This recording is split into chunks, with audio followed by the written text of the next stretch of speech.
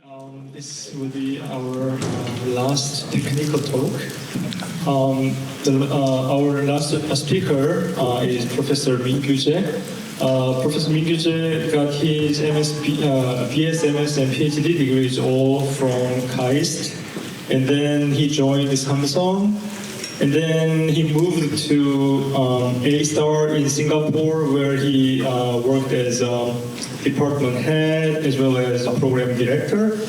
And then he joined DGIST in Korea, the university, in 2014. And then he moved to KAIST in 2016. He has a lot of papers, and he are contributing many areas, and some of them is ISCC TPC member and A-SSCC TPC member, as well as the VSI symposium, and he has been a distinguished lecturer of IEEE Circuit and Systems Society. Please welcome Professor Jae. Yeah, so today's the last talk, okay? Right, so I will introduce to you guys to biomedical circuits, okay? So this is the online. So I will start with asking one question: why we need biomedical ICs and microsystem. Then I will explain the current landscape, trend, and future projection of the biomedical ICs and microsystem. Then I will explain how the biomedical microsystem is typically constructed and what are the key components there. I will show you various biosignal sensing applications and corresponding sensor interface circuits, and I will try to explain a little bit of basics for biosignal sensing circuits, as well as some advances there. Then I will summarize my talk. All right, so let me ask this question. So why do we need the biomedical ICs and microsystems, right? So because the biomedical ICs and microsystems will be key enabling technology to address the current critical unmet needs to lead to the new solutions in the future. So actually, if you look at the current medical systems and devices and clinical services, there are many unmet needs. Of course, we achieved a lot of development so far, but we still have a lot of unmet needs as well.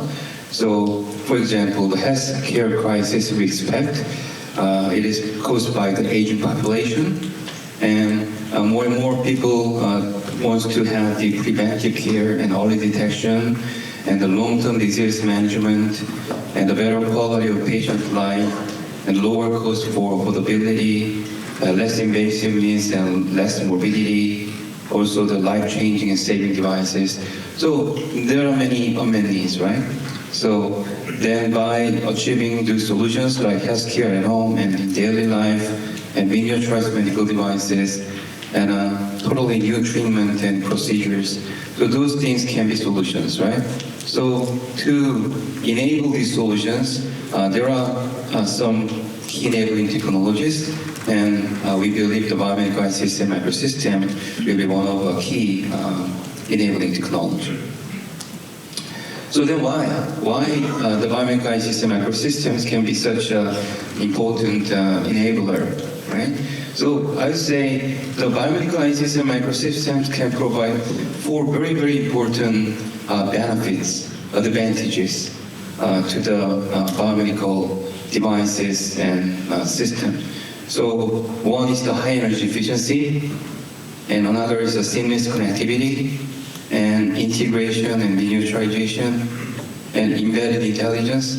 All these things are something we really need for the future medical device and medical system, right?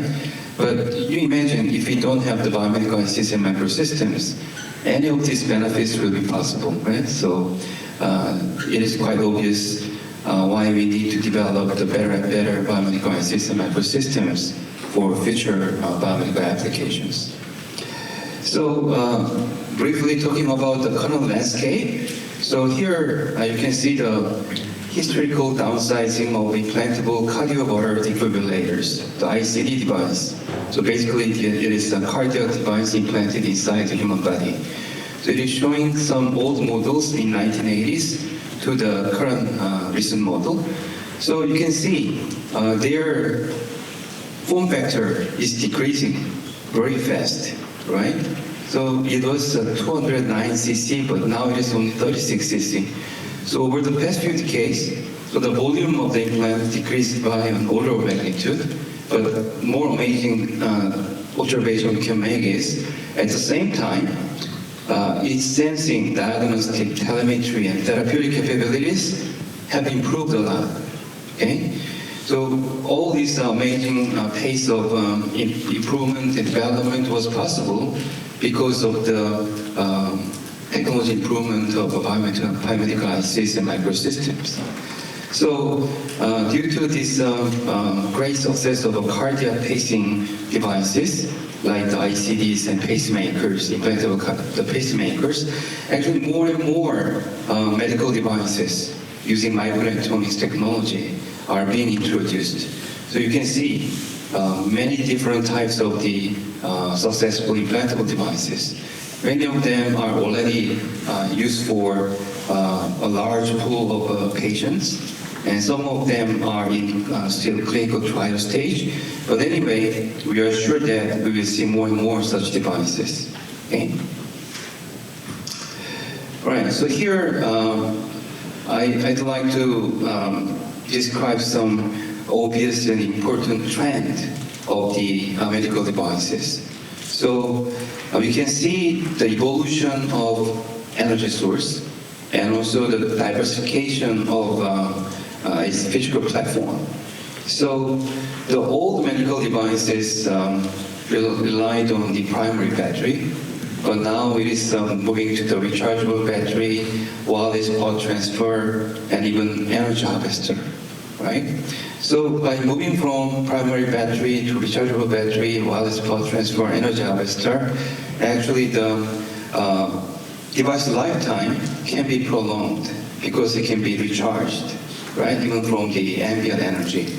But looking at the energy density available for such energy storage devices, actually density is decreasing further and further. So when you have the same volume of the medical device, it means you will have a less amount of energy. So you have to operate your circuits, systems, at a lot lower power consumption. So if you look at the current pacemaker device, it is already consuming only several microwatts on average, right? But we have to improve it further. That means eventually we have to reach the regime of nanowatt power in the future, okay? So physical platform diversification. So many of you may already know, so most of the current medical devices, especially implantable one, they use this titanium can. So it is about 5 times 1 centimeter cube. Okay, so it is about the half of the other palm size. So, but now more and more diverse physical platforms are being introduced into the market, like insertable devices, injectable devices, and even the minimally invasive surgical tools are being sensorized these days. And you can see the devices in the form of contact lens, intracranial implants, and retinal implants. Okay, so form factor is decreasing quite fast and drastically. So we are really pursuing the miniaturization towards a micro scale. So from centimeter scale to millimeter scale, right? So, and another important thing is, actually these two trends are closely interrelated, right? So in the first trend I mentioned, that for the same volume, the total amount of energy we can consume will be a lot reduced. On top of that, the volume itself is decreasing, right? So it will make our available energy, our total available amount of energy even worse.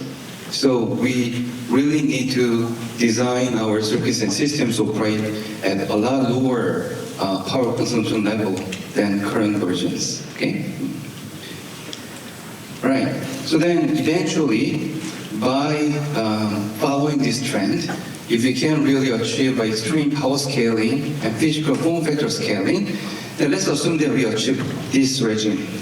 So miniaturization down to about 1 millimeter cube, and the power reduction down to 100 nanowatts.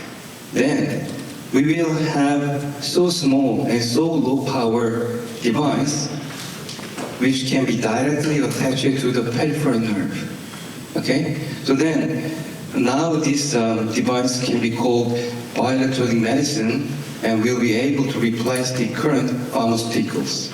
So instead of taking the chemical-based medicine, actually we can directly attach this very small medical device onto the target peripheral nerve with a minimally invasive procedure. So then these extremely miniature implantable devices will be able to decipher and modulate neurosignaling patterns and bringing about therapeutic effects targeted at single functions of specific organs. So it will not have any side effect. It will be much more effective to deal with the diseases compared to the current pharmaceuticals. So many researchers are working toward this vision as well. And another important future vision where we can contribute a lot as an electrical engineer or IC designers is the brain-machine interface. So this curve shows the Moore's law in neuroscience. So I believe you guys are all very familiar with the Moore's law in semiconductor business, right? So here the x-axis is the years, and the y-axis is the simultaneously recorded neurons, number of neurons that we can record simultaneously. So you can see this exponential growth resembling the Moore's law in semiconductor, right? And so over the last 5 decades, so these are the plots generated. So number of simultaneously recorded neurons are doubling approximately every 7 years, right? So exponential growth, that is the good news. But you see, the slope is rather too low, right? Too slow compared to the Moore's law in semiconductor. So in the semiconductor, it doubles every 2 or 2.5 years, right? So here we can see only the doubling speed at about 7 years or 7.4 years to be more accurate. So if we keep this pace, it will take 200 more years to cover the full human brain. So it looks like no hope to see it before we die, right? So that's why the researchers are working very hard to change this law by introducing more disruptive technologies into this field. Okay? So let's keep our hope. So eventually, we should be able to implement the ultimate seamless brain-machine interface. And once it is realized, actually, the powerful computing device can be associated with our human brain so that we can overcome the limit of our human intelligence in the future. Right, so here I'm showing the typical format of the biomedical microsystem. So overall, the platform, we have the sensors and actuators here, energy sources, and some passive devices for communication. And of course, we have this biomedical IC placed at the center. So looking into the biomedical IC, we have analog front-end circuit interfacing with the sensors and actuators, data converter circuits, circuits for digital control and signal processing, communication circuits, and also the energy extraction and management circuit should be important. Okay? So this is the typical construction. So then now let's look at the key applications. So first one may be the biopotential recording, right? So by using wearable electrode or implantable electrode arrays, we can record the brain signals like electroencephalogram, electrocorticogram, local field potential, and neurospines, right? So by recording the brain signals, we can monitor the brain activities, right? Or neurological activities. And by recording the biopotential signal, like electrocardiogram, electromyogram, electrooculogram, and then we can monitor the activity of the human heart, muscle, and eyes, right? Coming to the physiological monitoring, so we use various biosensors for physical sensing and chemical sensing. So for example, if we perform the physical sensing, such as blood pressure and respiration monitoring, then we can tell about the cardiovascular health condition, right? And by measuring the glucose level, we can tell the condition for the diabetic patient. And lactate level, we can tell the fatigue level of the athlete, perhaps, right? And environmental sensing can be achieved by resistive or capacitive sensing. So as you know, knowing the environmental conditions surrounding the human subject is also very important because the environmental conditions can affect the health condition of the patient directly or indirectly. Okay, so through the resistive sensing, we can sense the strain, temperature. Through capacitive sensing, we can measure the humidity and proximity, right? So many related parameters. Right. So when interfaced with sensors, we have to understand the sensor first. So actually, the sensors can be regarded as transducers. So these transducers convert the signal or energy in other physical forms to the signal or energy in electrical forms. So this is the transduction process, right? So that's why we call it the transducer. So eventually, these sensors, the transducers, generate an electrical output signal in voltage, current, resistance, and capacitance. So for example, the capacitive micromachine ultrasound transducer converts the acoustic energy into the delta C, the capacitance change. Capacitive accelerometer converts the acceleration into delta C.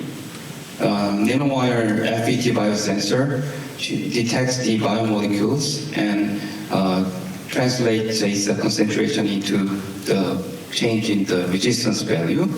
And piezoresistive force sensor converts the force into the resistance change. So the electrode, biopotential electrode, converts the biopotential caused by the flow of ions into the delta V, so the voltage caused by the flow of electrons. Okay? And the piezoelectric strain sensor converts the strain into voltage signal. So, okay, so sensor can generate electrical signal. That's good. So it can be regarded as electrical signal source, right? But unfortunately, sensors are not so ideal signal sources. It is quite non-ideal. So all problems start from here, okay? So first of all, it tends to generate quite weak output signals accompanied by noise at low frequencies, usually. And it often has non-ideal output impedance characteristics, okay? So if it is a voltage signal source, then zero output impedance, zero source impedance is desirable, but it comes up with a quite large significant output impedance, for example. And on top of that, it shows a large underlying nominal output values in many cases. So this weak and slow signal is superposed onto this large nominal value. All right? So this is the sensor with the voltage output model, but this signal source is not so ideal. All right? So depending on applications and sensors we use, so many different types of electrical values like voltage, current, resistance, capacitance can be applied to our biomedical IC as the input. So then the analog front-end data converters will amplify and digitize this signal from the sensors, right? So if you look at that process, okay? So here is the signal from the sensors. It also has some noise from the sensor or environment from the beginning, right? So then, because this signal is quite weak, okay, so we have to amplify it first using this analog front-end circuit. So then, of course, the additional noise is added by this circuit as well. Then, after this, we perform the digitization using the analog to digital converter. And here, the additional quantization noise is added here. Okay, so this becomes the final SNR. So in the end, we need to achieve the sufficiently high signal-to-noise ratio. Otherwise, our signal, the following signal processing process, signal processing will not generate a very accurate result in the end. Okay. All right. So when you have different types of sensor outputs, like voltage, current, capacitance, resistance. So to deal with, we need different types of sensor interface circuits. So it can be voltage-based sensing circuits. Sometimes we use the current-based or charge-based sensing circuits. And sometimes we even use the time-based or phase-based sensing circuits. Okay? So, because resistive sensors are very popular, right? So, and we usually use the resistive sensors in a full bridge configuration. So this morning in the first talk, right, so the Professor Chan talked about some creative idea to overcome the limit of this bridge. But some of you may not even know about this one, so I will give you some brief explanation. So Wheatstone bridge is a kind of a differential structure of the voltage divider. So we have two voltage dividers here, upper one and lower one. So here, the upper voltage divider includes the sensor register here. Okay, so then this V1 will be, so if these two dividers are driven by the Vs, the voltage source, then the V1 will become half of Vs plus delta V caused by delta R of this sensor register. And V2 will be half of Vs. So if we take the difference and apply it to the differential instrumentation amplifier, right? So then we can amplify only this delta V part, right? So that's the beauty of this full bridge configuration. So if you combine these two voltage dividers, then it becomes like this, and finally like this. So this is the typical Wheatstone bridge configuration you all know, right? So then this resistive sensors in a full bridge configuration is connected to the instrumentation amplifier. But then again, we have some non-idealities, making things more challenging. So first of all, the voltage signal, delta V itself, will be pretty small. So because the nominal value of the resistive sensors will be pretty high, like hundreds ohm, even kilo ohm order, but the delta R will be only a few ohm and maximum, right?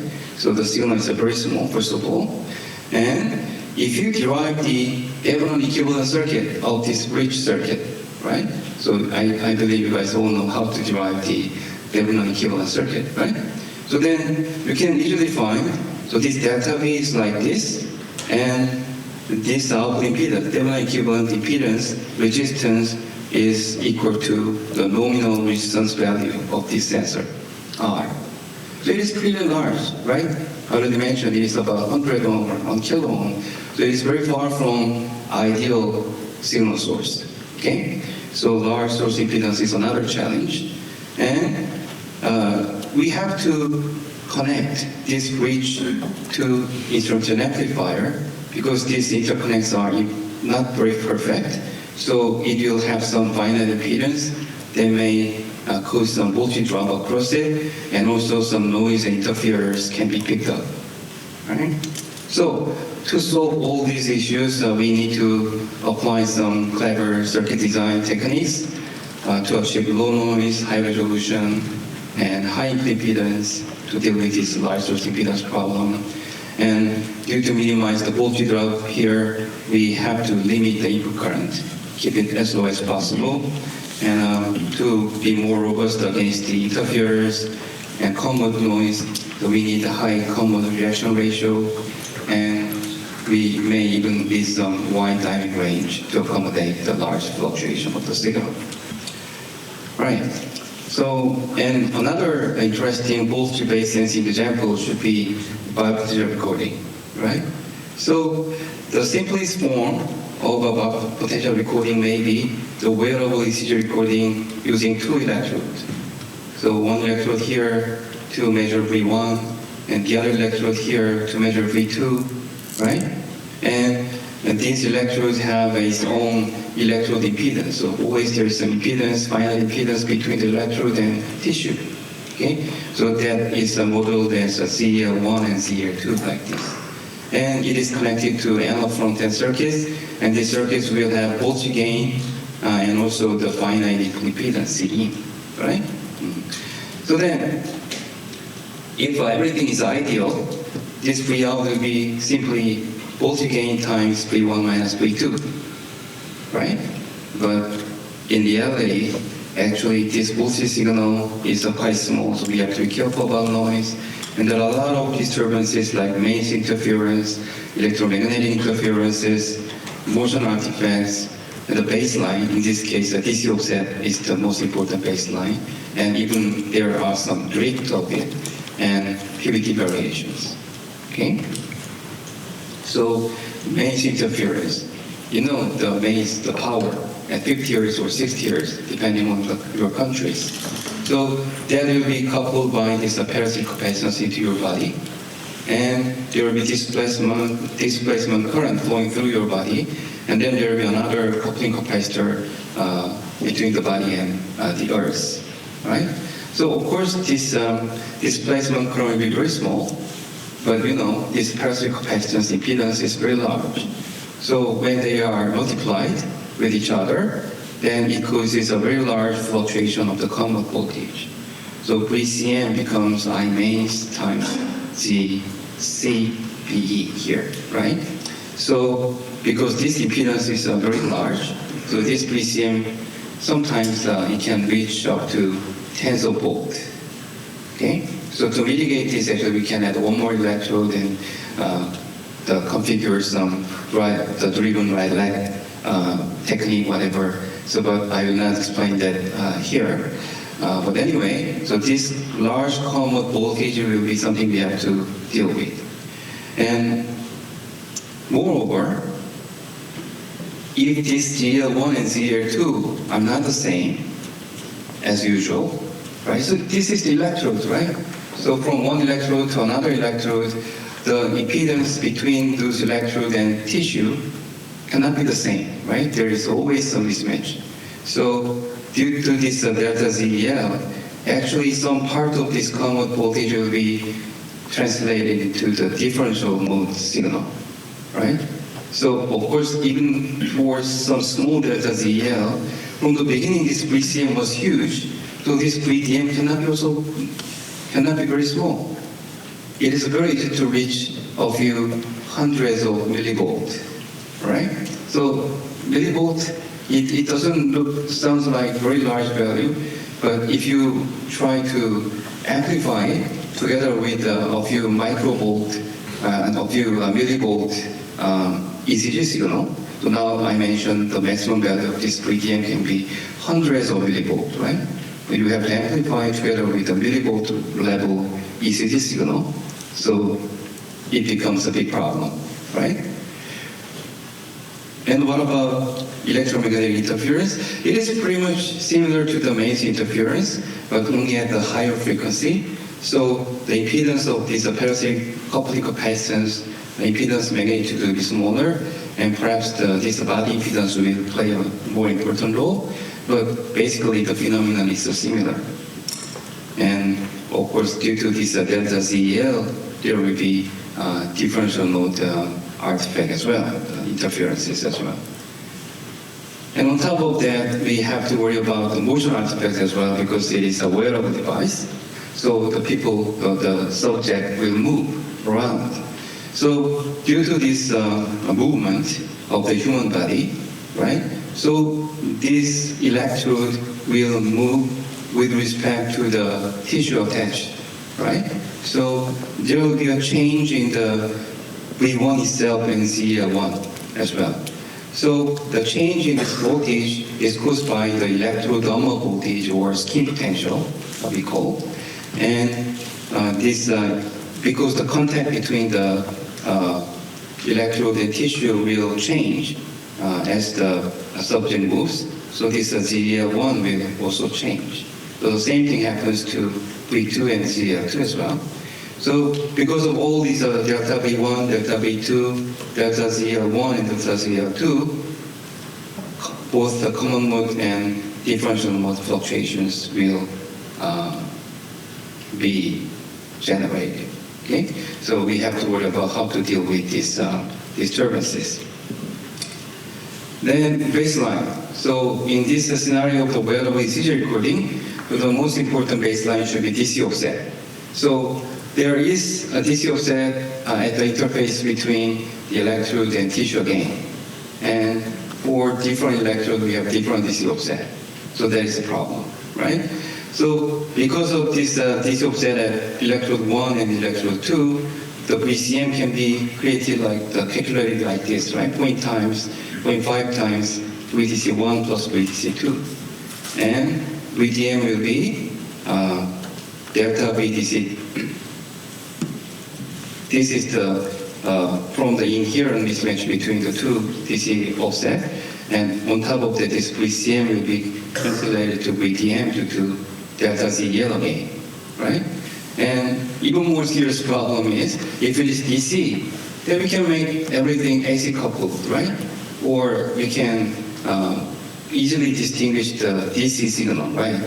At least the ECG signal is not at DC, even though it is present at quite low frequency as well. It is possible, all right? But the problem is, if it is combined with time drift, time-dependent variations. For example, because of the motion artifact, whatever, or temperature variation, right? So then this VDC1 and VDC2 will become the function of time. So then it is not really DC anymore. So how can you distinguish it from the signal, right? So this is another challenge. And PVT variations, so process voltage and temperature variations. So there are always variations from sensor to sensor and chip to chip.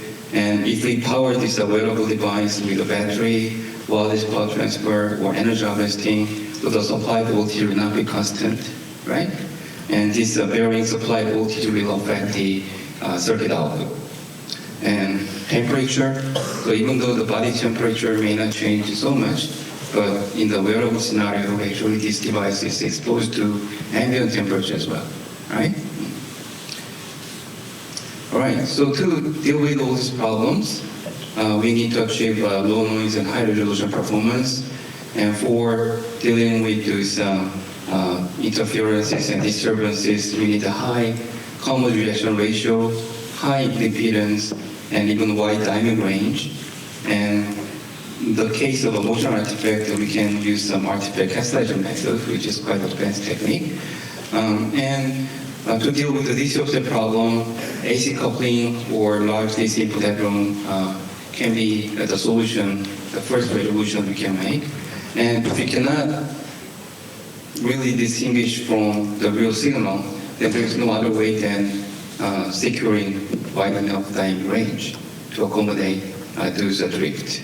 Okay, and the PVT variations. So for dealing with these PVT variations, we can come up with some calibration or compensation circuit techniques to desensitize the circuit performance against the variations of process voltage and temperature. Right. So then let's move on to the current-based sensing now. Okay. So because we already learned how we can make the voltage-based sensing circuit, so then how about using this type of circuit? then we can use the voltage-based sensing circuit, then read out from the sensor, generate the current output. Will it work? Well, so to make this problem more specific, so let's think about the photodiode readout. Okay, so just the previous talk talked about this photodiode, right? So the photodiode, if we model it, we can. This is a very simple model.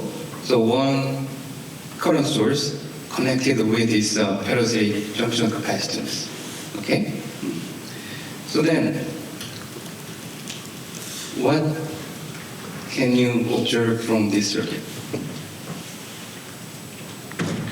So first of all, what you can think is, if you want to increase SNR, because you are using this parallel connected resistor to convert this current signal to voltage signal, you have to increase the value of R, right?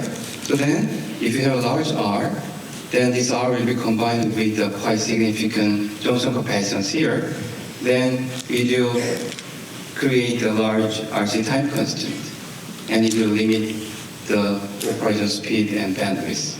So there is a very strong trade-off between SNR and speed or bandwidth. So it's not a very good idea, right? And one more thing, so we know for the proper operation of photodiode, we have to bias this diode well, right? But then how we can bias it? It is not very straightforward from this configuration, right? But if we use this type of simple transimpedance amplifier, all these problems can be solved. Even though it's very simple, quite powerful, of course it still has a lot of limitations, so there are many more advanced circuit configurations, but this is the basic, okay? So here we put resistor in this feedback path using one operation amplifier. So by doing so actually basically the current flowing through this photodiode will be multiplied by this resistor to create the Vout. Very simple operation. And the gain can be very flexible by choosing different R values. What about bandwidth problem? Because of this feedback action, actually this impedance, input impedance will become very low, right? So because of that, we can obtain very high bandwidth without sacrificing the SNR, right? And also, we all know, you guys already learned it, right? So the OCAM has an interesting characteristics of virtual short at its input terminals, right? So by setting wanted bias voltage here, so this photodiode can be nicely biased as well, right? Right, so what about the charge-based sensing? So it is often used for capacitive sensor readout, okay? So here we have sensor, and we form half-bridge. Sometimes we even form full-bridge like resistors as well. But let's look at this simple half-bridge configuration first. So then, this circuit is called capacitance to voltage converter because it converts the capacitance delta C to the voltage output. So this is called capacitance to voltage converter. Then it is followed by analog to digital converter for digitization. Okay? So then here, we generate charge flow here by exciting these two capacitors with a driving voltage signal. So V drive plus and V drive minus, they are 180 degree out of phase, right? So then the amount of charge corresponding to delta C will flow through this CF, the feedback capacitor. It will be integrated across this capacitor and generate the output voltage here. But this signal will be modulated at the frequency of this excitation signal. So we have to demodulate it back to the DC or baseband by using demodulator. Okay? So this very simple operation, but it works very well for capacitance, capacitive sensors. So lastly, the time-based sensing, we call it phase-based sensing as well. So for the same capacitive sensor readout, we can use some oscillator and the following TDCs. This is also the very much simplified the picture, but anyway, this is the basic concept. So here we have capacitive sensor having C plus delta C. So because of this delta C, so the oscillation frequency or oscillation period will change. Okay? So then this change in oscillation period can be captured by using this time to digital converter. So the simplest form should be the counter. Very simple. So it is just counting the number of periods falling within the fixed time window. Okay? So by using this time domain processing, because we don't need any high supply voltage, so we can operate this circuit at low supply voltages. And as you can see here, we don't have any amplifiers, big capacitors, or loop filters. So we can implement it in small area. And it is quite digital intensive implementation. And so those are the advantages. But again, we have to be careful about it as well. So because the resolution performance will be limited by the jitter or phase noise performance of this oscillator. And the timing range will be also limited by the tuning linearity of the oscillator.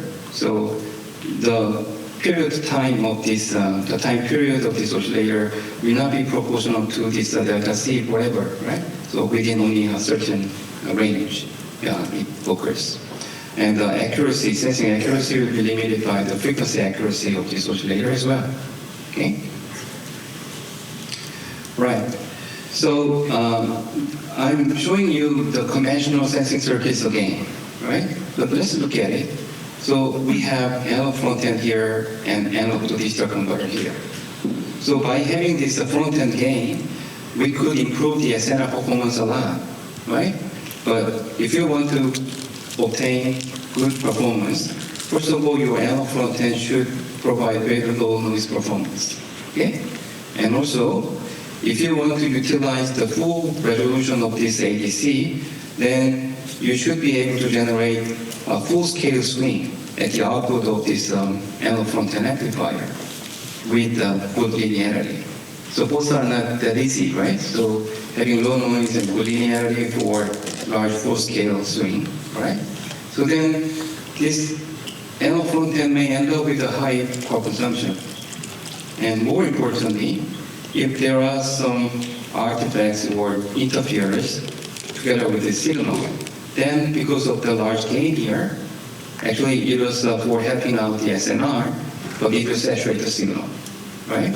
So to avoid this problem, these days, there are quite many design techniques are adopting this approach, so direct conversion. So they remove the analog front-end circuit. So by doing so, we don't need to worry about the saturation problem caused by interference and artifact. But now we don't have any front-end gain. So it means the quantization noise of this ADC will be directly seen at the input, right? So this ADC quantization noise should be minimized significantly, right? So now the whole design burden comes to the ADC, right? So now we have an opportunity to save the power for analog front end, but more burden is going to the ADC. We are free from the saturation, but it is harder to achieve good noise performance or SNR performance using this approach, right? And actually, one more problem is here, this analog front end is dealing with a lot of interface problem, like high input impedance, or some capacitance to voltage conversion, resistance to voltage conversion, whatever. But now, this ADC has to deal with all those problems at the same time. So a lot of design burdens will be there. If you don't come up with a very creative idea, it has a lot of opportunities, but there are still a lot of problems as well. So I believe more and more design innovations will be in this approach and in between these two approaches, okay? Right, so currently, we cannot say which topology is better. So one thing I can say is for different applications, for different sensors, one may be better than the other, but for other sensors or other applications, the conclusion can be different as well. So you really have to choose the right approach by understanding your application, your sensor nature, signal characteristics very well. Right, so let me summarize my talk. So the biomedical ICs and microsystems enable the future solutions by providing 4 very important advantages. So as I mentioned, the high energy efficiency, integration and miniaturization, seamless connectivity, and embedded intelligence. And we can find the 2 obvious and important development trends in medical devices. So the evolution of the energy source and the diversification of the physical platform, eventually leading to the requirement of extreme power and form factor scaling. And the biomedical microsystems typically include analog front-end, data conversion, digital control and signal processing, communication, and energy extraction and management circuits. And for various biosignal sensing applications, different types of sensors and corresponding sensor interface circuits are used, depending on the sensor types. Voltage-based, current-based, charge-based, and time-based sensing circuits are employed. And when you design sensor interface circuits, various known identities like small signal amplitude, thermal and flicker noise, finite source impedance, large baseline signal and its drift, disturbance from interference and artifacts, and variations of process voltage and temperature all should be carefully considered. And to overcome limitations in the conventional sensor interface circuits, so new design approaches like direct conversion structure are explored. Right, so thank you for your kind attention. Thank you.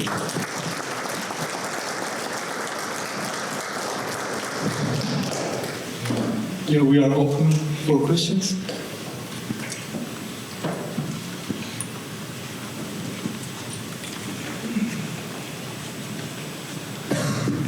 Thank you for a nice speech. And I just wonder about applications. As you told about some this non-AFE circuit, like direct connection to the ADC, and what is the one of it depends on sensor and other application, and what is one of potential candidate of application to like brain or other ECG or EEG and other things?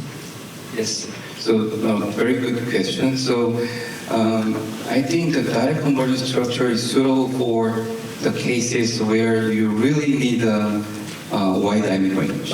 Otherwise, there is no other solution. So then, one very good example may be the bidirectional neural interface circuit.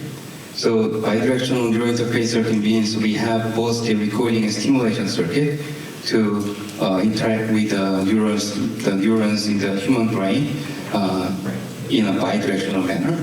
So then, when you record the signal from the many neurons, actually we are at the same time stimulating many neurons. Right? So then all those large stimulation signals will be regarded as interferers from the recording circuit point of view. Right? There will be quite large stimulation artifacts. If we have only a small number of stimulation channels, actually we can stop the recording for a short time window. That is possible, but you're stimulating many neurons at the same time as well, then that is not also the solution. Then there is no other way than accommodating this large stimulation signal coming into the recording circuit together with the neural signal we record. So the neural signal we record is very small, like a few tens of microvolt, but this stimulation signal can be in the order of hundreds of millivolt, so it is huge. So in this case, you really need a very wide timing range. So if you put any front-end gain stage in front of the ADC, then it will be very hard to handle that situation. So that may be one very good representative example where you need a direct conversion structure. Thank you. Thank you. Well, because we are quite late, we are behind the schedule, so I think we'd better finish here. Okay, let's please thank them.